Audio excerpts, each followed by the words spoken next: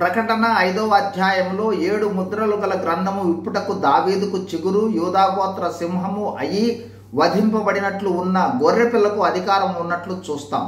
ప్రకటన 6వ అధ్యాయం మొదటి 2 వచనాలలో గొర్రెపిల్ల మొదటి ముద్ర విప్పినప్పుడు పరలోకంలోని 4 జీవులలో ఒకటి రమ్ము అనే ఉరుము వంటి శబ్దంతో చెప్పుట యోహాను విన్నాడు. అప్పుడు ఒక తెల్లని గుర్రం మీద కిరీటము ధరించి విల్లు పట్టుకొని కూర్చుండి జయించుచు జయించుచు వెళ్ళు ఒకడు కనిపించాడు. ఈ తెల్లని గుర్రం మీద కూర్చున్న వ్యక్తి అంత్యక్రీస్తు. గుర్రము జయ సంకేతనము, కిరీటం అధికారమునకు సూచన.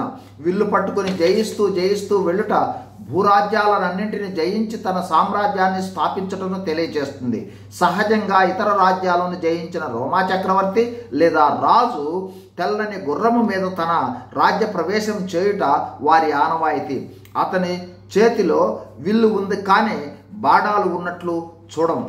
ఈ అంత్యక్రీస్తు రూపము, వ్యక్తిత్వము, వాగ్ధాటి, ఆకర్షణ మొదలైనవన్నీ అతడే దైవమని ఆరాధించే విధంగా, ఇతనే రాబోవు క్రీస్తు అని నమ్మే విధంగా ఉంటాడు.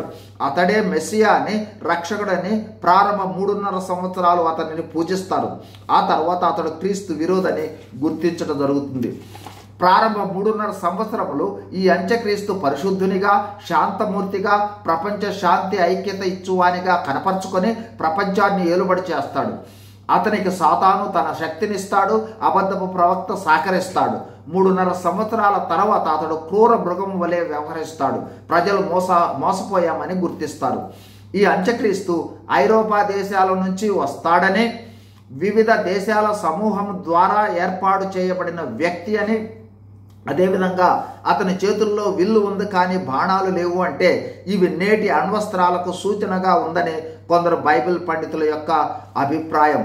యేసు ప్రభువును తిరస్కరించు వారిపై దేవుడు పంపు తీర్పులలో ఇది మొదటి తీర్పు.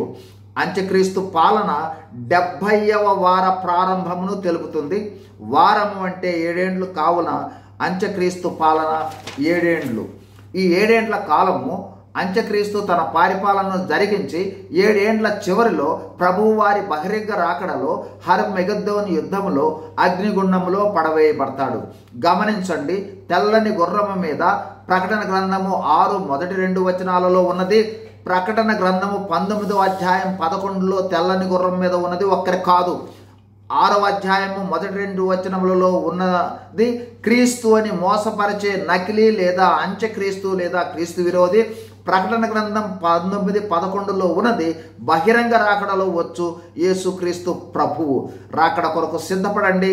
అంత్యక్రీస్తు పరిపాలనను తప్పించుకోనండి. God bless you. Thank you.